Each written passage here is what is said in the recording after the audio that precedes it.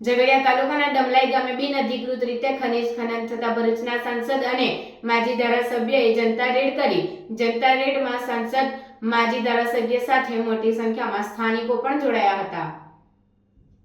માજી ધારાસભ્ય મહેશ વસાવા દ્વારા તાલુકાના ડમલાઈ ગામે રાજપારડી નજીકના કેટલાક ભૂમાફિયાઓ દ્વારા ગેરકાયદેસર રીતે ગૌચરની જમીનમાંથી સિલિકા ખનીજનું ખનન કરવામાં આવતું હોવાનું સોશિયલ મીડિયાના માધ્યમથી સાંસદ મનસુખભાઈ વસાવા પ્રાંત અધિકારીને તથા જિલ્લા કલેક્ટરને પત્ર લખી જાણ કરી હતી, પરંતુ જવાબદાર અધિકારીઓ દ્વારા ડમલાઈ ગામના બિનઅધિકૃત ખનન બાબતે કોઈ કાર્યવાહી કરવામાં નહીં આવતા આખરે ભરૂચના સાંસદ મનસુખભાઈ વસાવા, માજી ધારાસભ્ય મહેશભાઈ વસાવા તથા ગ્રામજનો દ્વારા આજ રોજ ડમલાઈ ખાતે બિનઅધિકૃત ખનનવાળા સ્થળે જનતા રેડ કરવામાં આવી હતી, જેમાં ખૂબ મોટા પાયે ખનીજનું ખનન કરી સિલિકાની ચોરી થયાનું માલુમ પડ્યું હતું। આ બાબતે સાંસદ મનસુખભાઈ વસાવાએ જણાવ્યું હતું કે ડમલાઈ ગામના બિનઅધિકૃત ખનન બાબતે અમોને ખોટા પાડવામાં પ્રયત્ન થઈ રહ્યા છે।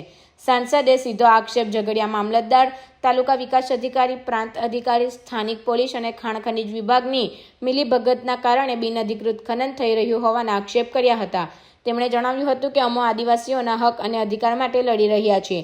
નિયમ વિરુદ્ધ કોઈ પણ ખાણ કામ કરશે તે અમે ચલાવી નહીં લઈશું। અધિકારીઓએ આંખોએ પાતા બાંધેલા છે તેમજ પોલીસ હપ્તા લઈને બેઠી છે તેમ તેમણે જણાવ્યું હતું। માજી ધારાસભ્ય મહેશ વસાવાએ જણાવ્યું હતું કે જળ, જમીન અને જંગલ બચાવવાની લડત પૈસા કમાવાની ના હોય, તેને બચાવવાની હોવી જોઈએ। બિનઅધિકૃત ખનન થયું છે તે જવાબદારોને દેખાતું નથી। જે કોઈ ભ્રષ્ટાચારીઓ આમાં સામેલ છે તેમને ખુલ્લા પાડવા જોઈએ।